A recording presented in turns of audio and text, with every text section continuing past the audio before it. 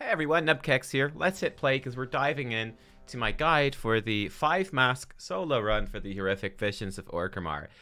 This is actually quite easy this week. It's very doable, and you're going to want to be running this now every single week to get your reward from that chest at the end. It's going to be a 470 piece of gear with a high chance to be corrupted, so that could potentially be a very good source of loot for you. So yeah, let's dive into this. Of course, you don't need to do that solo. You only need to do it solo once, I suppose, for the achievement. But anyway, we're going to be going in here. I'm going to give you some tips, break down what I'm doing. And yeah, it's a relatively straightforward run. Just going to pop our consumables here at the start. I'm just using some stat food. The specific food for the visions is also very good if you want the movement speed or you need the self-healing food. Those are really good. I'm a Havoc Demon Hunter, so I don't need those. I think Havoc Demon Hunter, not as good in Stormwind. I think like Beastmaster Hunter is probably the best for that. But Havoc in Orgrimmar is really strong. But this route will still work for you, and that's going to be fine. I got a flask. I did have a scroll of battle shout. Obviously, if you're not a Havoc Demon Hunter and you're a class that can actually die to damage, you kind of want the scroll of fortitude, etc. Okay, so let's start off here. So we're going to clear out just the main valley here, Thrall's area. I'm going to pull this very aggressively. Again, you can do a smaller pull here if you want. That's totally okay. We're just demon huntering it up, as you can see. But we're going to pull and get stunned there by the guards. There's two casts that you want to watch out for here big time. But we're going to pull super aggressive. You can do this in two smaller pulls if you like. We want to watch out for the Shaman, the Voidbound Shaman. I think I actually get hit by one of their nasty kicks here because I don't quite kill him. Or he just about gets his cast off or something. We'll see. But they do a stun, a channel stun called Touch of the Abyss, which is really bad and you really need to kick it. And they can also put down a chain or a death grip totem, which will grip you in. It will then start casting a big AoE ability. And this can be an absolute nightmare. That displacement ability can really mess you up. So highly recommend you focus those guys down first. We're going to check inside the forge here on the side of Orgrimmar. And as you can see, the blacksmith is there. He's not always there, but when he is, he gives you a 10% damage buff, which is really strong. And that's obviously the best way to start your run. We're also going to clear out this left-hand side because this is the direction we're going to be going later when we cover the second half of Orgrimmar, but we're actually going to be going towards the right first. I'm actually going to throw in a very quick pause here because I do want to show you very quickly. This is from Dratnos. I really recommend you check out his run as well, the 5-mask clear Orgrimmar Horrific Visions on his Blood DK. There's some other tips in here. So for example, this is something that he knew that I didn't, I think is really good. This is basically showing you how to use the potions so that in one of the huts there on the left-hand side, when you go into Orgrimmar, there'll be a potion on the ground, and that potion is guaranteed to be bad. You do not want to drink that potion. Now, the cool thing about this, though, is that each of these colored potions, when you figure out the bad one, there's going to be a corresponding one, which always restores sanity. It gives you a 100 sanity, which is extremely powerful.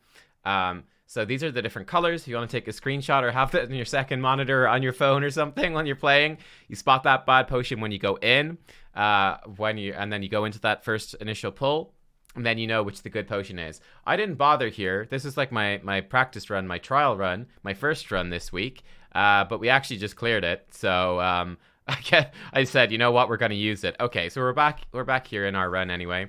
I'm going to do like a little skip here. This is really not important. I'm going to shadow meld this off because, I mean, I've been trying to think of like how you could optimize the run with shadow meld skips, but there's not too much you can actually do. So I just dropped that particular pack. You can kill that particular pack. It's really not going to slow you down much at all.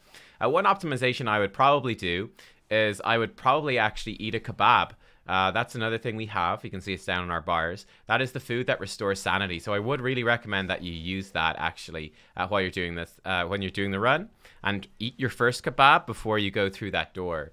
Now this is interesting. This mini boss is actually very dangerous.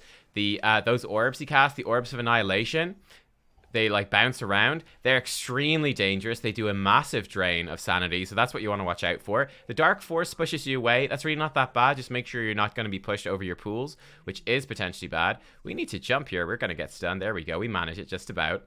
And when we get Gift of the Titans, we're going to start pulling more aggressively.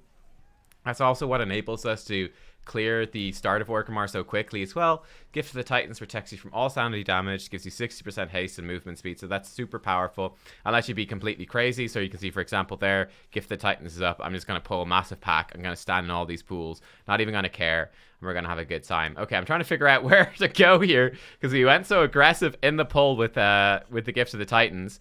I have to go back. Here's another buff that you can get. So this is in the Transmog hut, and if you channel on this, it's going to spawn in this Warp Caster, who's going to like chain Arcane Missile cast at you.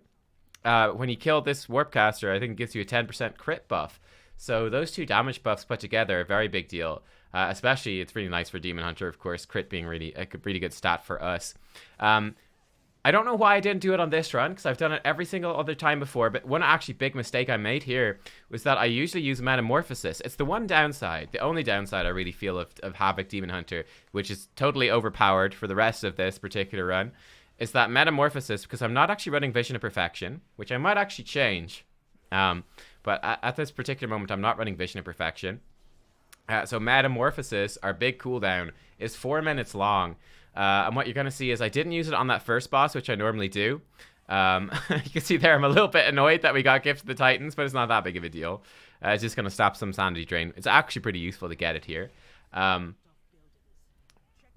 meta is very long, so I normally use it on that first guy. I actually recommend using cooldowns on the guy that drops the Orbs of Annihilation, just because that can go wrong.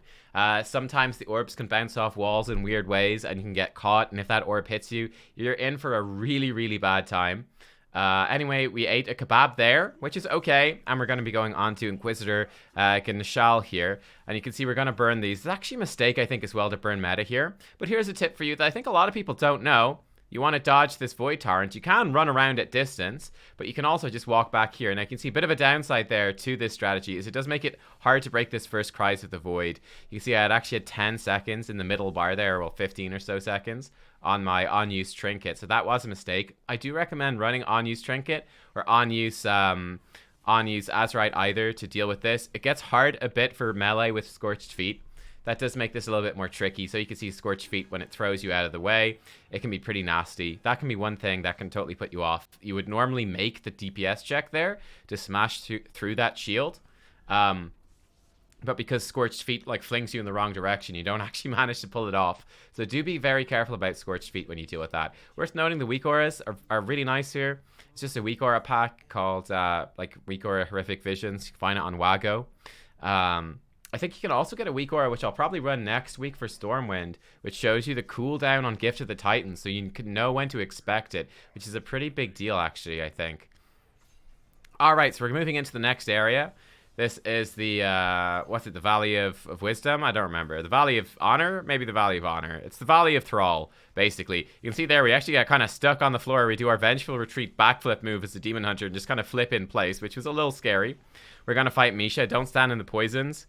And you're going to be good. And we actually got Gift the Titans off of Misha. So this is enabling us to pull very, very aggressively.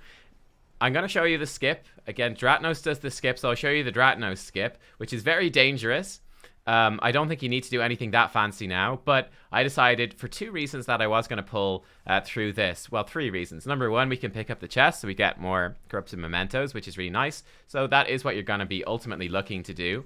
Number 2, I had Gift of the Titans, so we could clear the first few packs without any hassle whatsoever. And number 3, and this is the big mistake that I've made, is because I didn't use my meta early on enough, and I'm not running Vision of Perfection, because I saved it for the boss at the end of that previous area, instead of using it at the start on that mini-boss. You can see we still have over 2 minutes on the cooldown here, and we're coming up to Thrall, so this is actually pretty bad, because Thrall is quite difficult. He is quite difficult. Against this boss, we just want to make sure not to stand in the poison stuff he puts on the ground. We have a Figment hanging out with us as well. I recommend just doing this boss on his own. It gets pretty chaotic if you pull any packs with him. And he does give you sanity back after you kill him. So he's one of the elites that restore sanity. Misha restores sanity. He restores sanity in this area. So they're really nice. The elite mini-boss with the orbs at the start of the previous place does that too. Here I make another mistake, and you can see me spin my screen in frustration. So I'm worried about getting stunned here.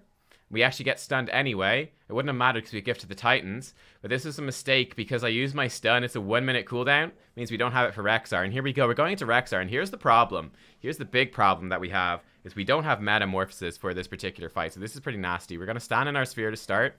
Make sure we lose that. And we're going to focus down these boars as they come in. The boars do a knockback. And this is a big mistake. I walk into a trap and get stunned. And now we're losing quite a bit of sanity. So that's a big misplay by me. And we got obviously these pools spawning behind us. So just prioritize nuking down these boars. When these guys come in, an AoE fear or stun is really good. We're going to use our beam to finish those off and minimize the damage we take. But that is nasty. And this is obviously why you would normally want to save a big cooldown like meta. Any big burst cooldown is going to be good.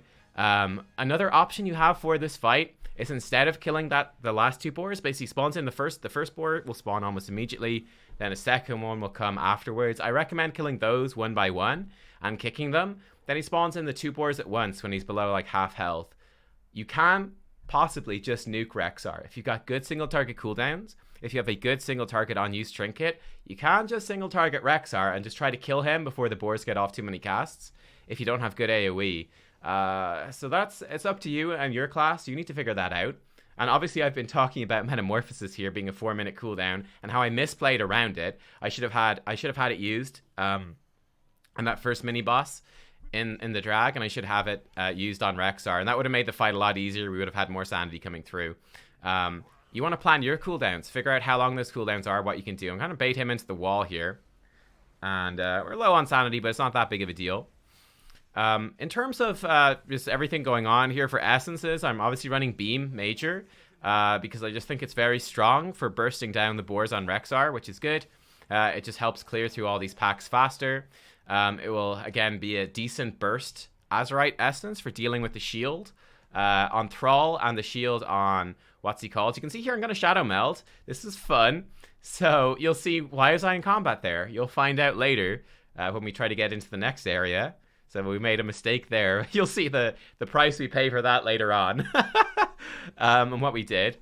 But yeah, I'm running Beam Major, Purification Minor, Conflict and Strife Minor, and Breath of the Dying. I might actually switch in future. Switch that Conflict and Strife to Vision of Perfection, and maybe you could like kind of plan your route around the 3 minute cooldown. It's up to your class, but figure out how long your damage cooldown is. My plan was to record this, look back at the timing and see, okay, dangerous mini bosses, stuff that drains sanity.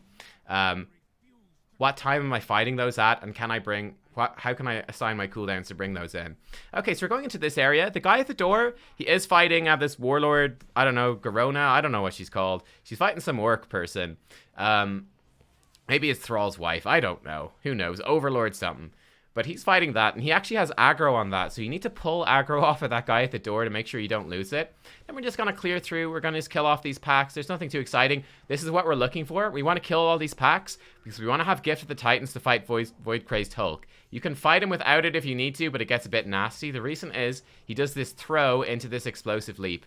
That throw does guaranteed sanity damage. You can't avoid it. And the leap does a ton of sanity damage, so never get hit by that.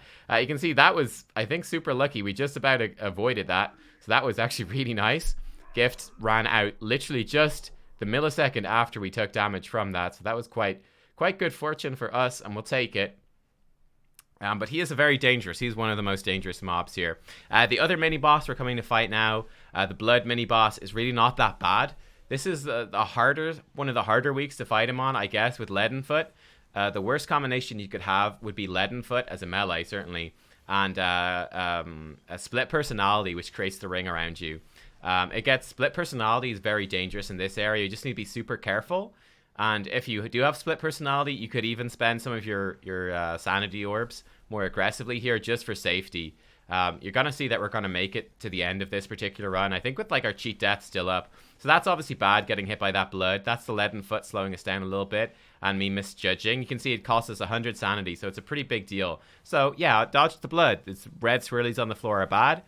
That's usually something that's very easy to do. That was a misplay by me. You could avoid that and be coming into this fight with basically full sanity. Now, because I lost 100 sanity there, I'm going to play it safe, right? I'm going to play it safe at this point. I know I've already beaten Rexxar, which is the hard part, and I still have 2 sanity restoration orbs. So we're going to play this safe. We're just going to kill these guys for fun while we have Gift of the Titans, because why not? Wait for this guy to come down. We're going to throw our restoration orb, and we're going to pull the boss. Okay, cool. So we're going to fight him in here. This is actually a mistake. Even though I'm in my orb, I don't quite sidestep that. We do get hit, which is bad. But this boss is very dangerous. He's got several things you need to watch out for. One of the big things there is the Ring of Chaos. You need to be close to the boss, right in on top of him. So the Ring of Chaos spawns behind you and won't hit you. Then he also puts these Unleash Corruption swirlies on the ground. You just need to step out of those. And then the most dangerous thing is the ability that he also gives to Thrall, where he does this big frontal cast in front of him. It does that 3-second stun, and it drains a monumental amount of sanity. You do not want to get hit by that. So yeah, in summary for that boss, he's actually quite dangerous. I do recommend, again, saving some big damage cooldowns for him. If you got a shorter CD, you could easily use your cooldown on the Hulk who throws you on the left-hand side, and wait for that to recharge while you kind of all chill, clear out the right-hand side, which isn't so bad. You can see here, I don't know how, but this Void Elemental is just chilling back there. He's like, dude, you're having a great first run this week. Give away the gift of the Titans. I don't believe it. This little Void Elemental, he's the MVP of N'Zoth's armies here, stopping us. But yeah, then you could use your big CDs on that boss. Obviously, I use big CDs. I use meta on that boss there because he's nasty. You know, the Ring of Chaos, the Defile Ground. It gets very nasty with split personality, where there's a ring around you and you've only one escape. That's really bad. So again, on split personality weeks, that's probably where you might want your cheat death. Where again, advised to play it safe and pull him into a sanity orb. Go in with big CDs. He's probably the most dangerous boss whenever you do have that up. But without it, it's not too bad. And anyway, we're coming in here, and this is fine. Obviously, jump to drop this. But this area is very, very, very chill. Not too much to worry about here. We're just going to kill these totems. I actually do make a mistake here as well, which is really silly. We're going to kill this totem, and then we're actually going to go off to the left-hand side, which is nice because there's a chest here waiting for us. Hurrah! So we're going to grab this chest. We don't need to pull these guys on the bridge, but we could. It just doesn't really matter. And we're going to come over and fight these guys. And I'm going to make a big mistake here because I guess my brain was not turned on, and we're not actually... There you go. Oh yeah, this is where we got hit by that totem. So that freaked me out a little bit. I got worried, and then we almost pulled that pack to the left, which would be terrible. Those two big guys, that's really bad. Do not pull them. You want to avoid them. But yeah, here, we're actually going to forget to use the totems. I'm going to get too excited. I'm like, gift the Titans procs. Can we get this on the boss? Can we do this? How are we going to min-max this? And we're leaving the totems behind, boys. And we're going for the boss. I'm like thinking about it. No. Okay, cool. So yeah, rather the large fail here. It gets worse.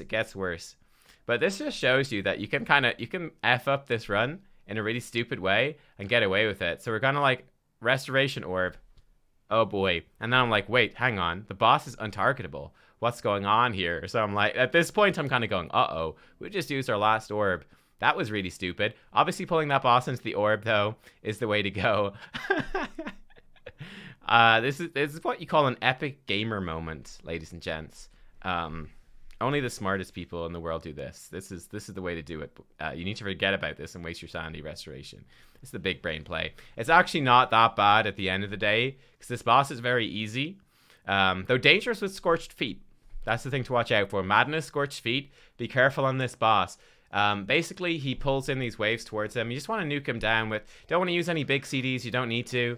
Just kill him off with whatever you've got. I'm using my shorter cooldowns, like 1.5 minutes is totally fine. Again, our unused trinket is 1.5 minutes. It's part of what makes it so nice. I think it drops from Drestigath. That's what's dangerous right there. It's the Scorched Feet can fling you, and it can make you hit one of those waves. And those waves will absolutely chunk your sanity and stun you. So that's really bad. So again, just be careful. There's an invisible wall there, which we're going to fell rush into and bonk our head. Demon Hunter style. Cool. But you can see it restores us back to full sanity. So just be careful. Watch the Scorched Feet. It's so important. Be really, really careful of Scorched Feet for these mini bosses. And be really careful of the split personality in the lost areas. They are the two danger things that are kind of your number one priority to focus on. Okay, and we're coming into Thrall. So we're going to be fine here. I'm actually just going to eat my last kebab, which is nice. It's going to give a little bit of time actually for our cooldowns to come back, which is going to be nice. And we're going to be going into this at full sanity, so we're fine. And priority here against Thrall is we're going to kill these boars. We're going to stun them. You could kick one, stun the other. We're going to meta them, and we're just going to nuke them down. We're just going to prioritize killing them. Yes, we took some damage from standing in our thing, but that's okay. Against Thrall, the ideal way to fight him, I believe, is to fight him facing towards outside of the room. For this reason, you can drop the defiled ground puddles on the outside, which is pretty nice. We're going to lust on Thrall. You should lust on Rexxar as well, just to make that fight a little bit easier. And we are going to save some of our bigger cooldowns for this. Thrall will only do Cries of the Void one time, so we're going to use our on-use trinket. We're going to use our Azerite Beam. We're going to be very proud of ourselves for beating that check. And then you're going to see we're going to get hit by Defiled Ground, which is the worst thing you could possibly do on this fight. And we're going to lose a bunch of sanity. Now, again, we're totally okay. Watch out for the Defiled Ground. It drops. Okay, move forward. Take back our thing. And we're okay here. Getting a bit nasty, though. We do have our cheat death, so we're okay. But it shows you that if you're not careful, you can mess this up. Luckily, our Figment actually gives us Gift of the Titans, so this is going to be very easy. Again, dodge the Defiled Ground. We're all good. Bam, bam, bam. Thrall goes down. And we're okay. So... yeah, lesson learned there. You know, the Defiled Ground, the most important thing, I think, for doing this run, and there's the achievements, is that you focus on those sanity draining abilities. They're the things you need to watch out for. And then you want to plan your cooldowns just to line up with those bosses that are going to drain your sanity.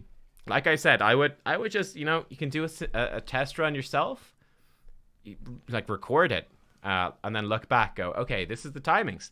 This is when this stuff is coming through, and this is what I need to prepare for. Now, right as we end, so cool. Actually, I can leave this play out. I'll show you the skip for the Rexxar skip, which is very sneaky, because the objective for the Rexxar area is simply that you kill Rexxar, so you can actually skip, like, everything in that zone, pretty much. Apart from Misha, because she has, like, she aggros you when you come in, and she has stealth detect. You can see there's the state of our research. We had Cloak level 11. Now we've got Cloak 12. I think this is super easy with Cloak 11. It's pretty OP. Cloak 12. And you can see, oh, we even get a new appearance, which is nice. It only takes one run this week if you are Cloak 11 to get up to Cloak 12. So you can do a test run, grab your Cloak 12. You just need to beat, I think, one lost area. So even if you mess up your run, you're pretty much still guaranteed to get it with your cheat death. And there you go. Okay, before we go, I'm going to jump in here, and I just want to show you this skip. Again, I think this skip is very risky. So this is the Dratno skip. I saw when I was watching the Race to World first, Sangelios, the Limits Balance Druid, and possibly other things. He did this skip as well. So you're going to come into the valley, Rexxar in it. You're going to come to the left after killing Misha, and you're going to run across here. You can see he actually has split personality, which makes this more difficult. It'd be easier this week because you wouldn't lose a couple of seconds to that. You can see here he's using Wraith Walk, he's using healing cooldowns, he's using everything. So I'd highly recommend you look into things like that. He actually survived with 8,000 life, which is hilarious. Again, that is the skip. It's very dangerous. It's extremely dangerous. I would recommend that you have a health pot, that you have health stones, maybe from a friendly neighborhood warlock. You could bring a Lightfoot potion, which will boost your movement speed. Any movement speed, boosting abilities, anything like that. It is a risky skip, but it might be the better skip for you if your class is not good at fighting through this zone. Like I said, fighting through the zone is not that bad. I did it. It let my damage cooldowns come back. I'm going to be using the Sanity Restoration Orb on Rexxar kind of anyway because I didn't use one in the previous zone. So I'm able to do it. But if you're slower clearing through the first Corrupted Zone, the drag, and your cooldowns have kind of, you use your cooldowns on that first mini boss, and then it takes a while to clear through the drag. So by the time you get to killing Misha, your cooldowns are just about back up. You could use this skip and just get straight onto Rexxar with your cooldowns and be good. So it's just something to consider. Guys, thank you for watching. I hope you enjoyed, and I will see you next time for more. Bye-bye.